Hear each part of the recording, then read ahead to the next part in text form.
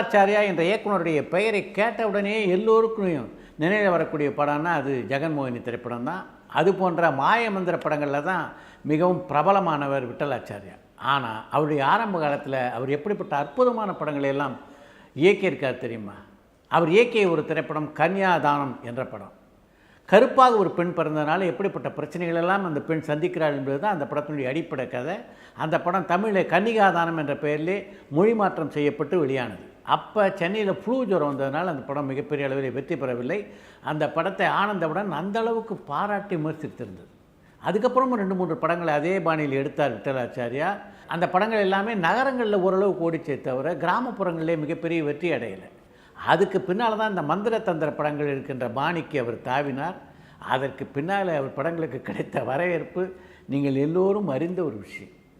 இந்த திரைப்படங்களுக்கு கிடைக்கக்கூடிய வரவேற்பு இருக்குல்ல, அது ஒரு படைப்பாளி எப்படியெல்லாம் மாற்றி விடுகிறது என்பதற்கு விட்டலாச்சாரியா ஒரு முக்கியமான உதாரணம். இதனுடைய இயக்கத்திலே உருவாகி வெளியான வெண்ணிநாடா படத்தை பற்றி உங்கள் எல்லாருக்கும் நல்லா தெரியும். அந்த படத்திலே தான் கதாநாயகியாக ஜெயலலிதா அறிமுகமானார். அந்த படத்தில் ஜெயலலிதா மட்டும் அறிமுகமாகலை, நகைச்சுவை நடிகராக மூர்த்தி அறிமுகமானார், நகைச்சுவை நடிகையாக சைலஸ்ரீ அறிமுகமானார், 2வது கதாநாயகியாக நிர்மலா என்ற நடிகை அறிமுகமானார்.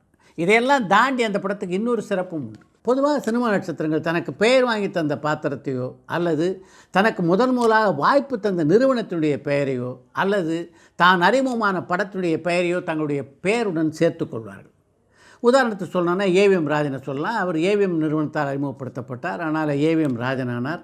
ஜாபர் சீதாராமன் ஜாபர் என்ற பாத்திரத்தில் மிகச்சிறப்பாக ஏழைப்படும் பாடு அப்படின்ற படத்தில் நடித்தார். அந்த பாத்திரத்தினுடைய பெயரை தன் பெயரோடு சேர்த்துக்கொண்டு ஜாபர் சீதாராமன் ஆனார். இதில் வெண்ணிநாடை படத்தினுடைய தனிச்சிறப்பு என்னென்னா, அந்த படத்தில் நடித்த 2 நட்சத்திரங்கள் தங்களுடைய பெயரோடு அந்த வெண்ணிநாடை படத்தினுடைய பெயரை இணைத்து கொண்டார்கள். ஒருவர் வெண்ணிநாடை மூர்த்தி, இன்னொருவர் வெண்ணிநாடை நிர்மலா. இப்படி ஒரே படத்தினுடைய பெயரை 2 நட்சத்திரங்கள் எந்த படத்திலையும் சூட்டி கொண்டதாக எனக்கு தெரியல. இன்றைக்கு தமிழ் சினிமாவிலே கதாநாயகன் நடித்து கொண்டிருக்கின்ற விஜய் சேதுபதி போன்ற பல கதாநாயகர்கள் வில்லன் வேஷத்தில் நடிக்கணும் அப்படின்னு ஆசைப்பட்றாங்க. சாதாரணமாக வில்லன் வேஷத்திலிருந்து பலர் கதாநாயகர் ஆவார்களே தவிர கதாநாயகன் ஆகிட்டு வில்லன் வேஷத்தில் நடிக்கிறது அப்படின்னா எல்லோருக்குமே ஒரு தயக்கம் இருக்கும். ஏன்னா ஒரு காலகட்டத்தில் தான் வில்லனாகவே முத்திரை குத்தப்பட்டு விட்டால் என்னாவது அப்படின்றதுனால ஏற்படுகின்ற தயக்கம்தான் அது. ஆனால் இப்படிப்பட்ட தயக்கத்தெல்லாம் இப்போ இல்லை. பல ஆண்டுகளுக்கு முன்னாடி, அதாவது 50-60 ஆண்டுகளுக்கு முன்னாலேயே உடைத்த ஒருத்தர் உண்டுன்னா அதுதான் நடிகர் திலகம் சிவாஜி கணேசன். அவர் அறிமுகமான முதல் படமே கதாநாயகனாகத்தான் அறிமுகமானார். அந்த பராசக்தி படத்தை தொடர்ந்து எத்தனை படங்களில் அவர் வில்லனாக நடிச்சிருக்கார் தெரியுமா? திரும்பிப்பார், நானே ராஜா, கூண்டுக்கிளி என்று பல திரைப்படங்களிலே வில்லனாக நடித்தவர் தான் சிவாஜி. இது போன்று வில்லனாக நடிக்கக்கூடிய துணிச்சல் எந்த மாதிரி கதாநாயகர்களுக்கு வரும் தெரியுமா? தன்னுடைய நடிப்பு திறமை மீது அசாத்திய நம்பிக்கை வைத்துக் கொண்டிருக்கிறார்களே அந்த நடிகர்களுக்கு தான் வரும். அப்படிப்பட்ட நடிகர்களில் சிவாஜி கணேசனுடைய வழித்தோன்றலாக இருப்பவர் தான் விஜய் சேதுபதி. இந்த உலகத்தில் பல பிரபலமானவர்களை நம்ம பார்க்குறோம். பிரபலமானவருடைய முகம் நமக்கு தெரியுதே தவிர அதற்கு பின்னால் இருக்கிற உழைப்பு இருக்கிற அது நமக்கு தெரிவதில்லை. இந்த காலம் இருக்க அது சரியான உழைப்பாளியைத்தான் அடையாளம் கண்டு கொண்டு பிரபலமாக்குகிறது. அப்படிப்பட்ட ஒரு பிரபலத்தை பற்றி தான் இன்றைக்கி உங்களோடு பகிர்ந்து கொள்ள வேண்டும் நினைக்கிறேன். அவர் பெயர் இயக்குனர் சிகரம் கே பாலச்சந்தர். கே பாலச்சந்திர நீயா நானா கோபிநாத் இருக்கார்ல, அவர் ஒரு முறை பேட்டி எடுப்பதற்காக போனார். கே பாலச்சந்தருடைய கையில் ஒரு கனமான டைரி இருந்தது.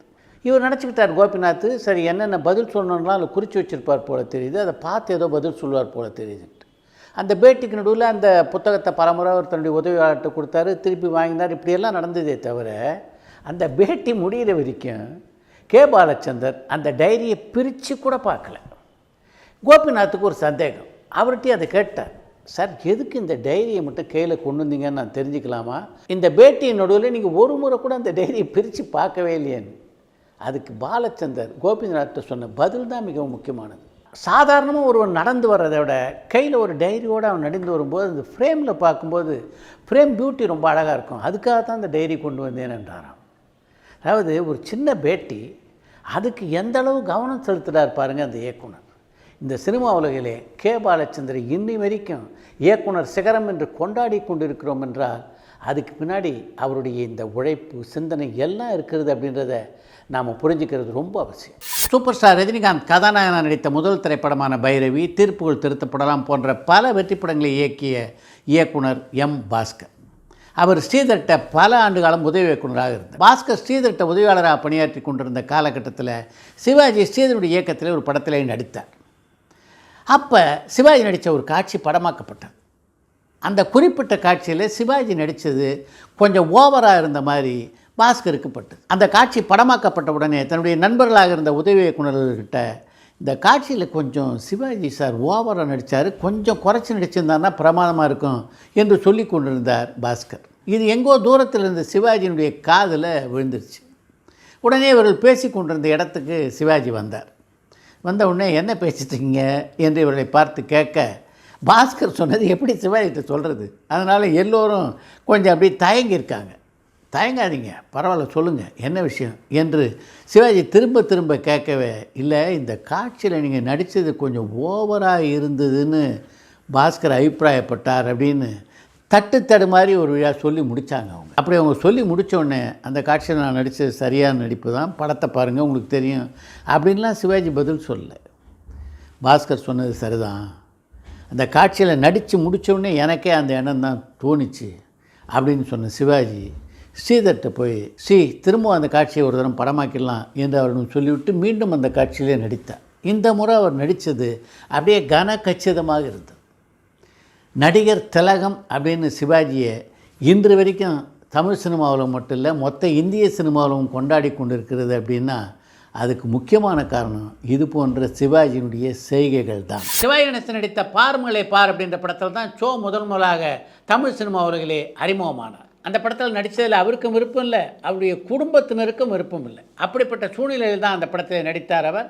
அந்த படத்துக்கு பின்னாலே அவருடைய குடும்பத்தில் சினிமா படங்களில் அவர் நடிப்பதற்கு பலத்த எதிர்ப்பு கிளம்பினால இனி திரைப்படங்களில் நடிப்பதில்லை அப்படின்ற முடிவை சோ எடுத்திருந்தார். ஆனாலும் விதி வலியுது அப்படின்னு சொல்லுவாங்கள்ல, அது மாதிரி வீணை எஸ் பாலச்சந்தர் ஒரு விழாவிலே தன்னுடைய அடுத்த படத்திலே சோ நடிக்க இருப்பதாக ஒரு அறிவிப்பை வெளியிட்டார். அதைத் தொடர்ந்து பல திரைப்படங்கள் நடிக்க வேண்டிய ஒரு சூழ்நிலை சோவுக்கு அமைந்தது. நான் இது மாதிரி எதிர்பாராமல் சினிமா உலகத்துக்கு வந்தேன், ஆனால் திட்டம் போட்டு சினிமா உலகில் அடி எடுத்து வைத்தவர் இருக்கார், அவரை பற்றி உங்களுக்கு சொல்கிறேன் அப்படின்ட்டு தன்னுடைய நண்பர் ஒருவரை பற்றி ஒரு கட்டுரையிலே பதிவு செய்திருக்கிறார் சோ.